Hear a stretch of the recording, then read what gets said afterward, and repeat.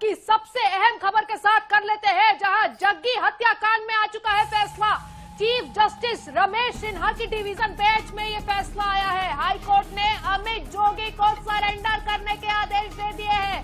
3 सप्ताह में सरेंडर करने का आदेश हुआ है। अब अमित जोगी की मुश्किलें इसके बाद बढ़ती हुई नजर आ रही है। तो इस पूरे मामले में अब अमित जोगी की मुश्किलें बढ़ेगी। जग्गी हत्याकांड में आपको बता दें कि फैसला आ चुका है। चीफ जस्टिस रमेश सिन्हा की डिवीजन बेंच से यह फैसला आया है। हाई कोर्ट ने अमित जोगी को सरेंडर करने के आदेश दे दिए हैं। 3 सप्ताह में सरेंडर करने का आदेश हुआ है। तो ये बड़ा अपडेट है। बहुचर्चित जग्गी हत्याकांड मामले में बड़ा अपडेट आप तक पहुंचा रहे हैं। अमित जोगी की मुश्किलें अब बढ़ती हुई नजर आ रही है, क्योंकि फैसला आ चुका है और हाई कोर्ट ने अमित जोगी को, आपको बता दें, 3 हफ्तों के भीतर सरेंडर करने के आदेश दे दिए हैं।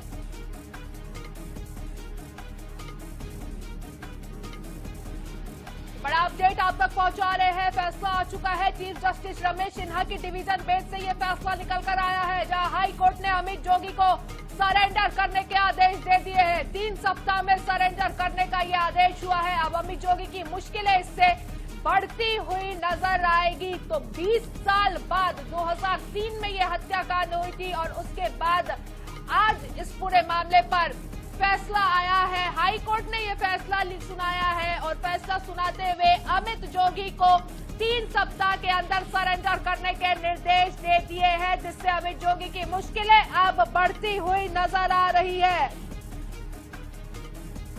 ज्यादा जानकारी लेने के लिए हमारे सहयोगी पंकज गुप्ते सीधा हमारे साथ जुड़ चुके हैं। पंकज, आपसे सबसे पहला मेरा सवाल यही है कि आज की सुनवाई में कोर्ट ने किन आधारों पर सरेंडर करने के आदेश दिए हैं?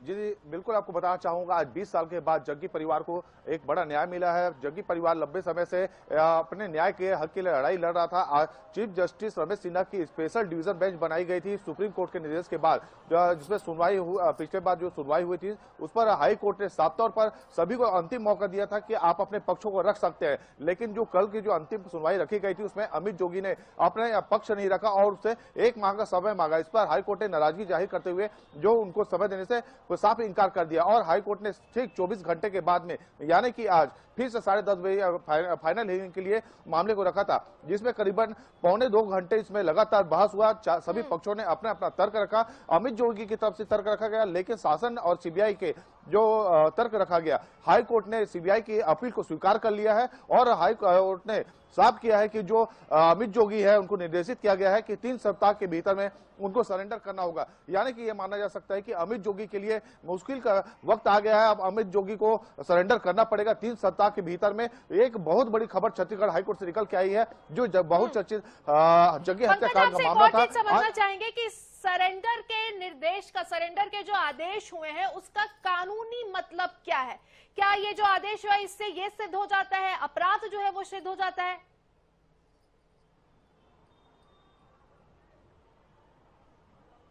जी बिल्कुल, देखिए आपको बताना चाहता हूं, जिस तरीके से 2003 में जग्गी हत्याकांड हुआ था, उस हत्याकांड में करीबन 32 लोगों को आरोपी बनाया गया था, जिसमें कई लोग उसमें गवाह बन गए थे। वहीं पर 28 लोगों को उम्र कैद की सजा हुई थी और अमित जोगी का भी नाम सामने आया था। तो कुल मिलाकर अमित जोगी भी मुख्य एक्यूज उसमें साबित होते हैं और उसमें, लेकिन जो सबूतों और गवाह के अभाव पर अमित जोगी को बाइज्जत बरी कर दिया गया था। इसको लेकर के सीबीआई ने अपील किया था और अपील के बाद सतीश जग्गी, जो राम अवतार जग्गी है, उनके पुत्र, उन्होंने पुनर्विचार याचिका हाई कोर्ट में लगाई थी।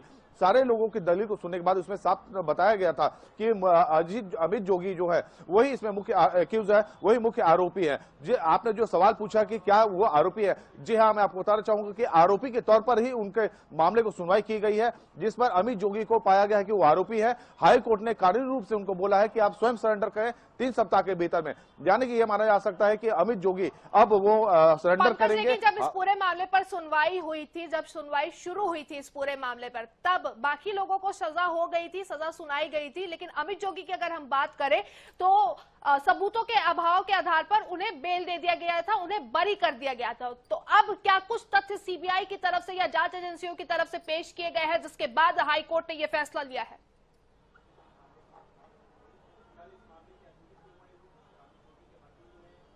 जी देखिए, 28 लोगों को जो उम्र कैद की सजा हुई थी वो तो लगातार हाईकोर्ट शरण आ रहे थे, लेकिन हाईकोर्ट उनकी अपील को सुनने से इनकार कर दिया। वहीं पर जो सीबीआई ने जब अमित जोगी को बरी कर दिया था तो सीबीआई सीधे सुप्रीम कोर्ट की शरण गए थे, उन्होंने अपील किया था। तो तब सुप्रीम कोर्ट ने निर्देशित किया कि यह मामला छत्तीसगढ़ हाईकोर्ट का है, हाईकोर्ट ही इस मामले की सुनवाई करेगा।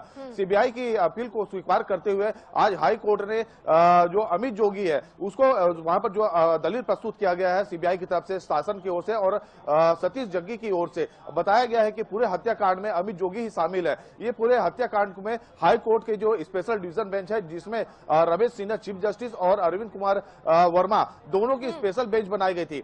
सुबह करीबन 10:30 बजे इस मामले पर बहस शुरू हुआ, वो करीबन 12:15 बजे खत्म हुआ। तो कुल मिलाकर सवा पौने 2 घंटे इस मामले पर सुनवाई हुई। बारीकी से हाईकोर्ट ने तथ्यों को सुना है, सभी के पक्षों को सुना और अंततः हाईकोर्ट ने साफ निर्देशित किया है कि अमित जोगी 3 सप्ताह के भीतर सरेंडर करे। लेकिन आपको यह भी बताना चाहूंगा, अभी ये जो जानकारी सामने निकल के आई है इसके बाद पूरा ऑर्डर जो अपलोड होगा तब उसमें क्लियर हो पाएगा कि और क्या क्या हाईकोर्ट ने निर्देश दिया है। जी बिल्कुल, हाईकोर्ट का निर्देश तो जब कॉपी सामने आएगी, जब ऑर्डर अपलोड होगा उसके बाद ही पूरी तरीके से क्लियर हो पाएगा। अमित जोगी की अगर हम बात करें तो इस फैसले के बाद उनके पास क्या कुछ विकल्प बचते हैं, क्योंकि सरेंडर करने के आदेश तो दे दिए हैं, तो क्या उन्हें सीधा जेल जाना पड़ेगा अगर वो सरेंडर करते हैं तो, या फिर उनके पास बेल लेने का कोई विकल्प है, या वो सुप्रीम कोर्ट का रुख अब भी कर सकते हैं?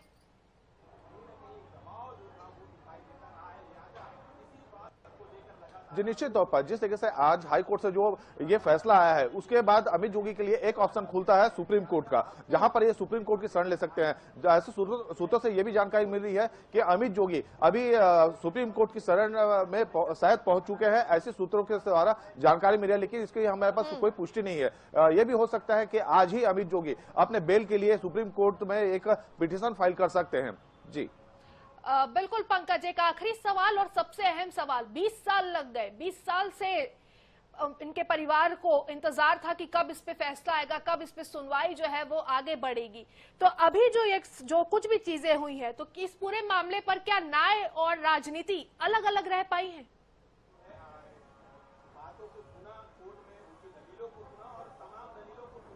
देखिए, न्याय और राजनीति एक अलग अलग दो पहलू है। इसमें एक पहलू आप देख सकते हैं जो न्यायालयीन प्रक्रिया में जिस तरीके से जो 20 साल की जो लड़ाई लड़ा है जग्गी परिवार ने, जहां हमारी भी बात हुई थी, सतीश जग्गी जो स्वर्गीय राम अवतार जग्गी के पुत्र है, उनको साफ तौर पर यह कह रहा था मैं 20 साल से लड़ाई लड़ रहा हूं, अगर आगे भी लड़ना होगा तब भी लड़ूंगा न्याय के लिए। आखिर अंततः उनको एक न्याय मिल गया। वहीं पर बात करें राजनीति की, तो अब जिस तरीके से अमित जोगी को एक सजा मिल गया है जिसमें सरेंडर करने के लिए बोल दिया गया है, तो कहीं ना कहीं पर राजनीतिक गलियारों में हलचल तो मचना तय है। तो यह माना जा सकता है कि राजनीतिक और न्यायिक प्रक्रिया दोनों में कहीं कहीं पर एक बड़ा भूचाल आ गया है। अमित जोगी को सरेंडर करने का जो आदेश आया है और अमित जोगी की पूरी तरीके से मुश्किलें बढ़ चुकी हैं। जी तो बिल्कुल, अमित जोगी की मुश्किलें तो बढ़ती हुई नजर आ रही है, क्योंकि हाईकोर्ट ने फैसला सुनाते हुए उन्हें 3 हफ्ते के अंदर यानी 3 सप्ताह के अंदर सरेंडर करने के आदेश दे दिए हैं। अब देखना होगा कि आगे चलकर इस पूरे मामले पर और क्या कुछ होता है।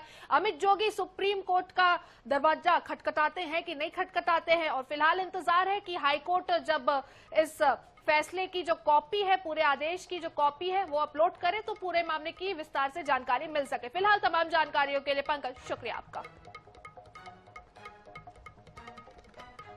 तो अब अमित जोगी की मुश्किलें जो है वो बढ़ती हुई नजर आ रही है। जग्गी हत्याकांड में अब फैसला आ चुका है। आपको बता दें, चीफ जस्टिस रमेश सिन्हा के डिवीजन बेंच में यह फैसला आया है।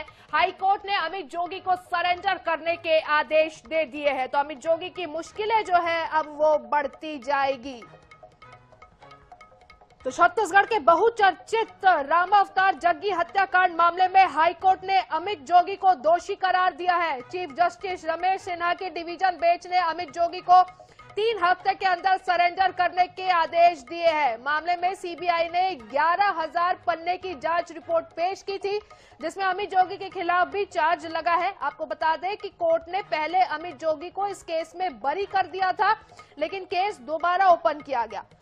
दरअसल पहले सीबीआई ने इस हत्याकांड में अमित जोगी के साथ ही 29 लोगों को आरोपी बनाया था। उनमें से 28 को सजा मिली और एक अभियुक्त अमित जोगी बाइज्जत बरी कर दिए गए थे सबूतों के अभाव में। ऐसे में अब दोबारा केस खुलने के बाद सीबीआई की 11,000 पन्नों की जांच रिपोर्ट पर सबकी निगाहें टिकी हुई थी। 4 जून 2003 को आपको बता दें एनसीपी नेता राम अवतार जग्गी की गोली मारकर हत्या कर दी गई थी। इस मामले में 31 अभियुक्त बनाए गए थे, जिसमें से बल्टू पाठक और सुरेंद्र सिंह सरकारी गवाह बन गए थे। अमित जोगी को छोड़कर बाकी 28 लोगों को सजा मिली थी।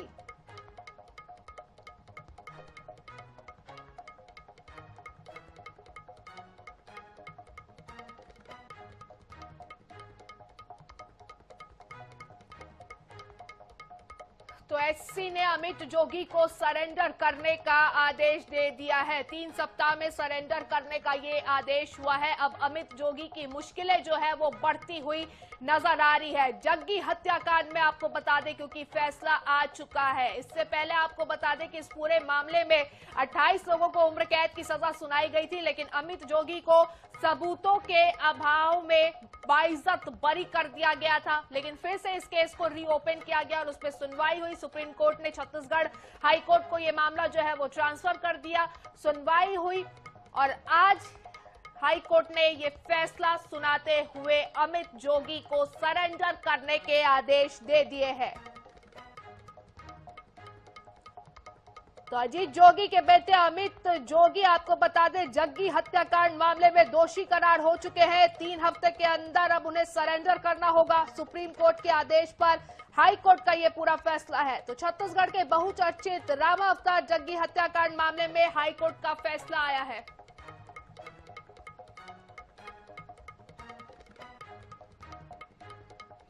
तो जेसीसीजेस के प्रवक्ता संजीव अग्रवाल जी हमारे साथ जुड़ चुके हैं। संजीव जी, हाईकोर्ट का बड़ा फैसला निकलकर इस पर सामने आया है। एक बार अमित जोगी जी को बाइज्जत बरी कर दिया गया था सबूतों के अभाव में, केस को रीओपन किया गया और अब उन्हें सरेंडर 3 हफ्तों के अंदर सरेंडर करने के निर्देश दे दिए गए हैं। क्या कुछ कहना चाहेंगे, किस तरीके से पार्टी इस पूरे फैसले को और प्रक्रिया को देख रही है?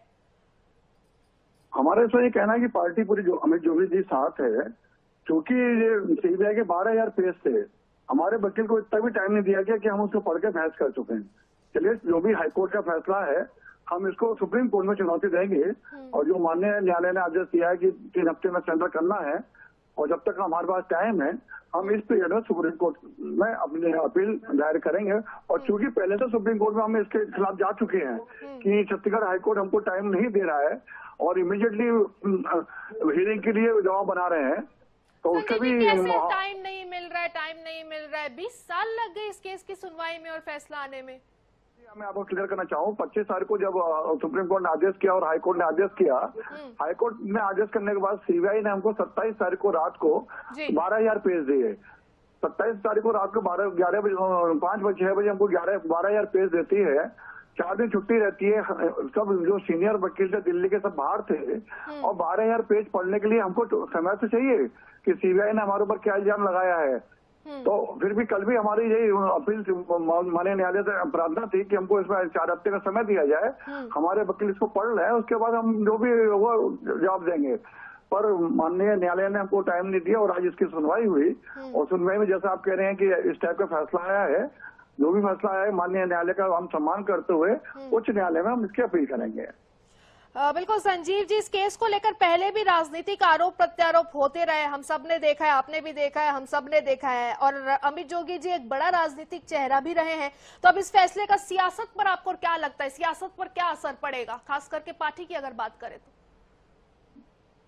सियासत ऐसा तो पहले मैडम हमेशा अमित जोगी दोनों पार्टियों के निशाने पर रहे हैं और ये नहीं चाहते थे कि एक अजीत जोगी के बेटे अमित जोगी वाइस बनी रहेंगे और जनता की सेवा जो कर रहे हैं, गरीबों की जो आवाज उठाते हैं उसको ना उठाएं। इस प्रकार से आया है। मैं इसमें राजनीति नहीं करूंगा और माननीय न्यायालय ने जो आदेश दिया है हम इसका सम्मान करते हुए उच्च न्यायालय तक इसका अपन अपील करेंगे। बिल्कुल संजीव जी, हमारे साथ जुड़ने के लिए और तमाम बातचीत करने के लिए बहुत बहुत शुक्रिया आपका।